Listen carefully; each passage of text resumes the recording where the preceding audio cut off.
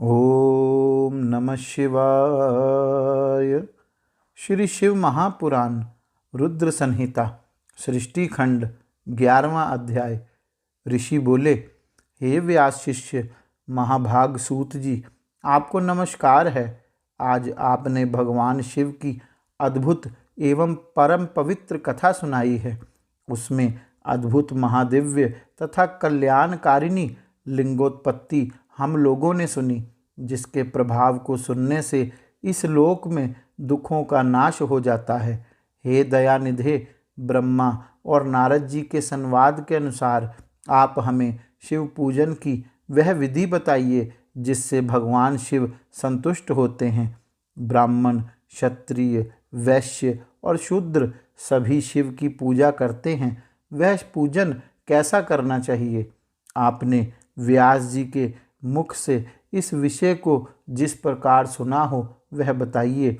महर्षियों का वह कल्याणप्रद एवं श्रुति सम्मत वचन सुनकर सूत जी उन मुनियों के प्रश्न के अनुसार सब बातें प्रसन्नता पूर्वक बताने लगे। सूत जी बोले, मुनीश्वरों, आप लोगों ने बहुत अच्छी बात पूछी है, परंतु वह रहस्य की बात है। मैंने इस विषय को जैसा सुना है और जैसी मेरी बुद्धि है उसके अनुसार आज कह रहा हूँ। जैसे आप लोग पूछ रहे हैं उसी तरह पूर्व काल में व्यास जी ने सनत कुमार जी से पूछा था, फिर उसे उपमन्यु जी ने भी सुना था।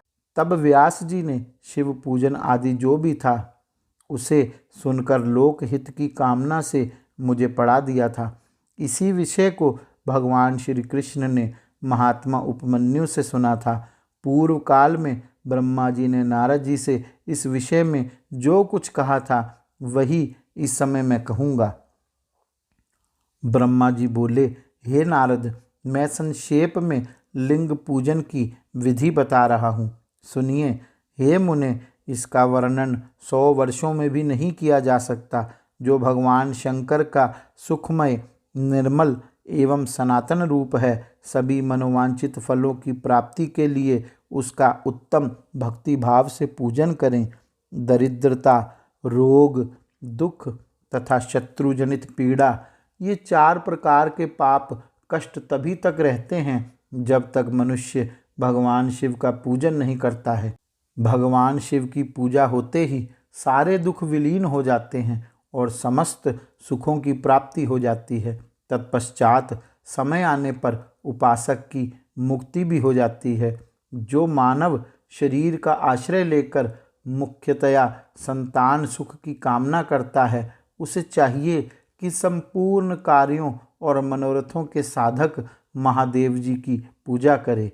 ब्राह्मण, क्षत्रिय, वैश्य और शूद्र भी संपूर्ण कामनाओं तथा प्रयोजनों की सिद्धि के लिए कर्म से विधि के अनुसार भगवान शंकर की पूजा करें। प्रातःकाल ब्रह्म मुहूर्त में उठकर गुरु तथा शिव का स्मरण करके तथा पुनः तीर्थों का चिंतन करके भगवान विष्णु का ध्यान करें।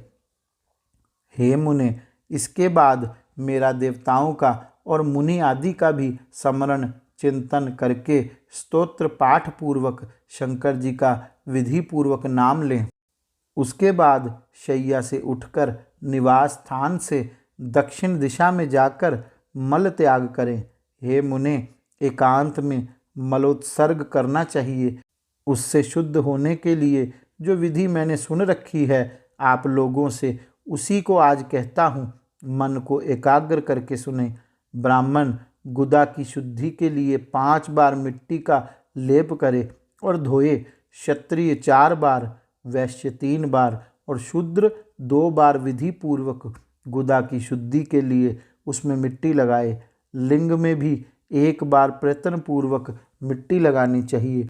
तत्पश्चात बाएं हाथ में 10 बार और दोनों हाथों में 7 बार मिट्टी लगाएं। हे तात, प्रत्येक पैर में 3-3 बार मिट्टी लगाएं। फिर दोनों हाथों में भी 3 बार मिट्टी लगाकर धोएं। स्त्रियों को शूद्र की भांति अच्छी तरह मिट्टी लगानी चाहिए। हाथ पैर धोकर पूर्ववत शुद्ध मिट्टी का संग्रह करना चाहिए। इसके बाद मनुष्य को अपने वर्ण के अनुसार दातून करना चाहिए। ब्राह्मण को 12 अंगुल की दातुन करनी चाहिए, क्षत्रिय 11 अंगुल, वैश्य 10 अंगुल और शूद्र 9 अंगुल की दातुन करे। दातुन का यह मान बताया गया है।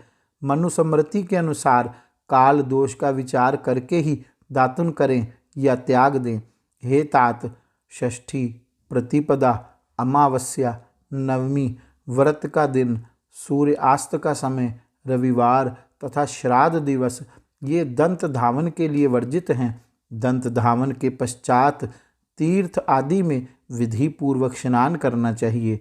विशेष देश काल आने पर मंत्रोच्चारण पूर्वक स्नान करना चाहिए। स्नान के पश्चात पहले आचमन करके धुला हुआ वस्त्र धारण करें, फिर सुंदर एकांत स्थल में बैठकर संध्या विधि का अनुष्ठान करें। यथा योग्य संध्या विधि करके पूजा का कार्य आरंभ करें। मन को स्थिर करके पूजा गृह में प्रवेश कर वहां पूजन सामग्री लेकर सुंदर आसन पर बैठें। पहले न्यास आदि करके क्रमशः महादेव जी की पूजा करें। शिव जी की पूजा से पहले गणेश जी की, द्वारपालों की और दिक्पालों की भली भांति पूजा करके बाद में देवता के लिए पीठ की स्थापना करें अथवा अष्टदल कमल बनाकर पूजा द्रव्य के समीप बैठकर उस कमल पर ही भगवान शिव को समासीन करें। तत्पश्चात 3 बार आचमन करके पुनः दोनों हाथ धोकर 3 प्राणायाम करके मध्यम प्राणायाम अर्थात कुंभक करते समय त्रिनेत्रधारी भगवान शिव का इस प्रकार ध्यान करें। उनके 5 मुख हैं, 10 भुजाएं हैं, शुद्ध स्फटिक के समान उनकी कांति है। वे सब प्रकार के आभूषणों से विभूषित हैं तथा वे व्याघ्र चर्म का उत्तरी ओढ़े हुए हैं। उनके सारूप्य की भावना करके मनुष्य सदा के लिए अपने पाप को भस्म कर डाले। इस प्रकार की भावना से युक्त होकर वहाँ पर शिव को प्रतिष्ठापित कर उन परमेश्वर की पूजा करें। शरीर शुद्धि करके मूल मंत्र का क्रमशः न्यास करें अथवा सर्वत्र प्रणव से ही षडंग न्यास करें। इस प्रकार हृदय आदि न्यास करके पूजा आरंभ करें। पाद्य, अर्घ्य और आचमन के लिए पात्रों को तैयार करके रखें। बुद्धिमान पुरुष विधि पूर्वक भिन्न भिन्न प्रकार के 9 कलशों को स्थापित करे। उन्हें कुशाओं से ढककर कुशाओं से ही जल लेकर उन सब का प्रोक्षण करे। उन सभी पात्रों में शीतल जल डाले। तत्पश्चात बुद्धिमान पुरुष देखभाल कर प्रणव मंत्र के द्वारा उनमें इन द्रव्यों को डाले। खस और चंदन को पाद्य पात्र में रखें।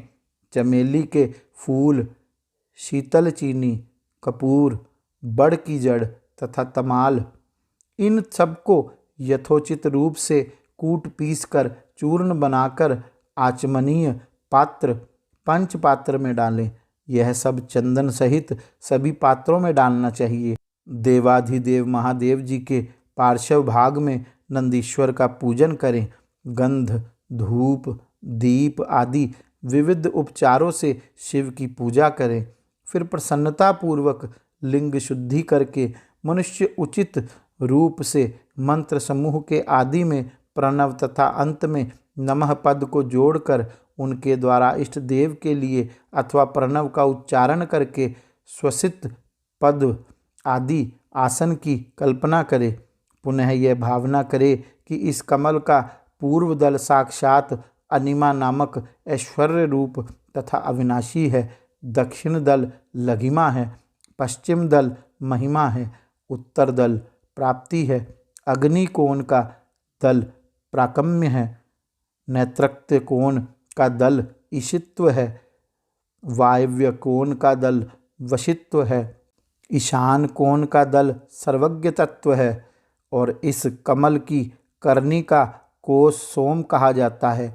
इस सोम के नीचे सूर्य हैं, सूर्य के नीचे यह अग्नि है और अग्नि के भी नीचे धर्म आदि की क्रमशः कल्पना करें। इसके पश्चात चारों दिशाओं में अव्यक्त आदि की तथा सोम के नीचे तीनों गुणों की कल्पना करें। इसके बाद ओम सधोजातम प्रपधामि इत्यादि मंत्र से परमेश्वर शिव का आवाहन करें। ओम वामदेवाय नमः इत्यादि वामदेव मंत्र से उन्हें आसन पर विराजमान करें। ओम तत्पुरुषाय विद्महे इत्यादि रुद्र गायत्री द्वारा इष्ट देव का सानिध्य प्राप्त करके उन्हें ओम अघोरेभ्योस्थ इत्यादि अघोर मंत्र से वहाँ निरुद्ध करें। तत्पश्चात ओम ईशानः सर्व विधानाम इत्यादि मंत्र से आराध्य देव का पूजन करें। पाद्य और आचमनीय अर्पित करके अर्घ दें। तत्पश्चात गंध और चंदन मिश्रित जल से विधि पूर्वक रुद्रदेव को स्नान कराएं। फिर पंचगव्य निर्माण की विधि से पांचों द्रव्यों को एक पात्र में लेकर प्रणव से ही अभिमंत्रित करके उन मिश्रित गव्य पदार्थों द्वारा भगवान को स्नान कराएं। तत्पश्चात पृथक पृथक दूध, दही, मधु, गन्ने के रस तथा घी से नहलाकर समस्त अभिष्टों के दाता और हितकारी पूजनीय महादेव जी का प्रणव के उच्चारण पूर्वक पवित्र द्रव्यों द्वारा अभिषेक करें। साधक श्वेत वस्त्र से उस जल को यथोचित रीति से छान ले और पवित्र जल पात्रों में मंत्रोच्चारण पूर्वक जल डाले। जल धारा तब तक बंद ना करे जब तक इष्ट देव को चंदन न चढ़ाए। तब सुंदर अक्षतों द्वारा प्रसन्नता पूर्वक शंकर जी की पूजा करे।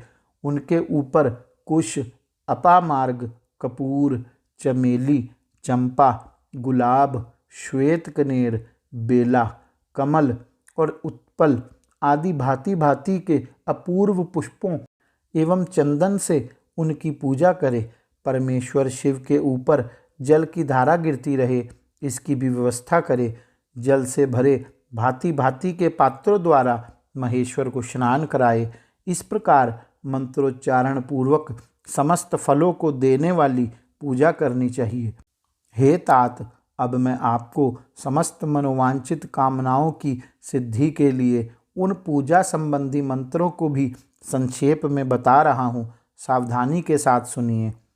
पावमान मंत्र से, वांग्मे इत्यादि मंत्र से, रुद्र मंत्र से, नील रुद्र मंत्र से, सुंदर एवं शुभ पुरुष सूक्त से, श्री सूक्त से, सुंदर अथर्व शीर्ष के मंत्र से, आ नो भद्रा इत्यादि शांति मंत्र से, शांति संबंधी दूसरे मंत्रों से, भारुंड मंत्र और अरुण मंत्रों से, अथार्भिष्ट साम तथा देवव्रत साम से, अभित्वा इत्यादि रथंतर साम से, पुरुष सूक्त से, मृत्युंजय मंत्र से तथा पंचाक्षर मंत्र से पूजा करें।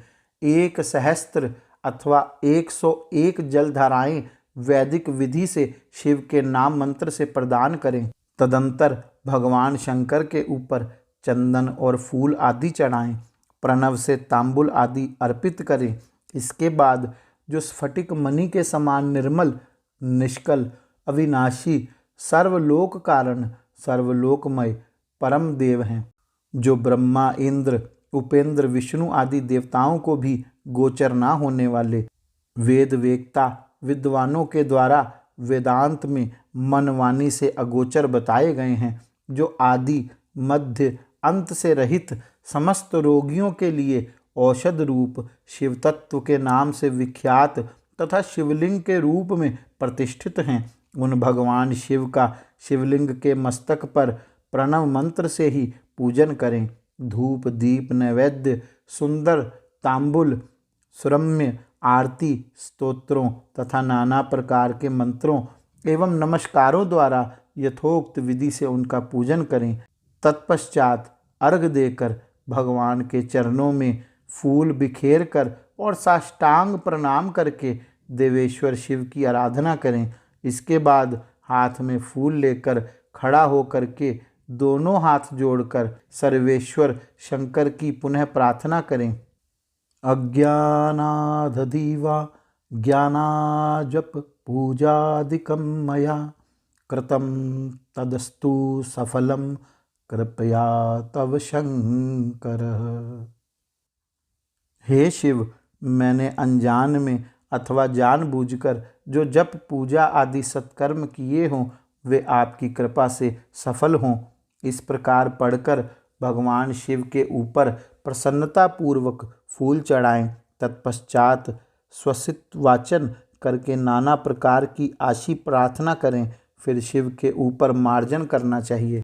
इसके बाद नमस्कार करके अपराध के लिए क्षमा प्रार्थना करते हुए पुनरागमन के लिए विसर्जन करना चाहिए। इसके बाद अघोर मंत्र का उच्चारण करके नमस्कार करें। फिर संपूर्ण भाव से युक्त होकर इस प्रकार प्रार्थना करें।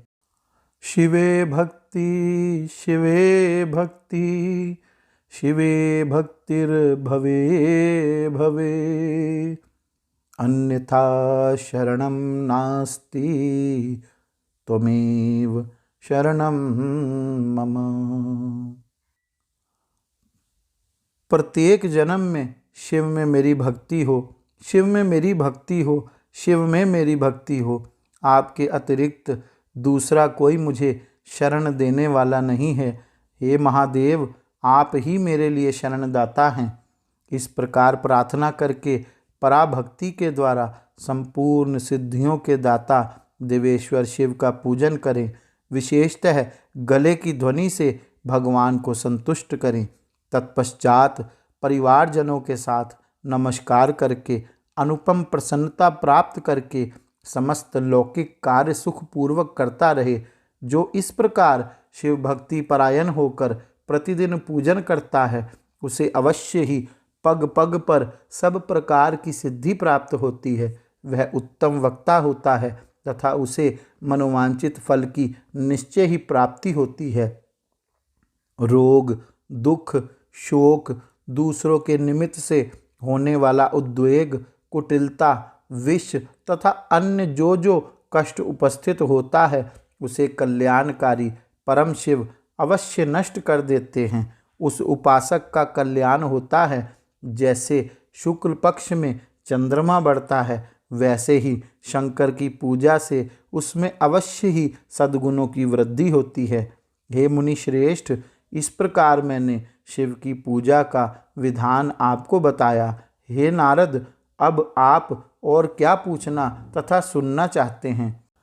इस प्रकार श्री शिव महापुराण के अंतर्गत द्वितीय रुद्र संहिता के प्रथम खंड में सृष्टि उपाख्यान में शिव पूजा विधि वर्णन नामक 11वां अध्याय पूर्ण हुआ। गौरी शंकर भगवान की जय। ओम नमः शिवाय।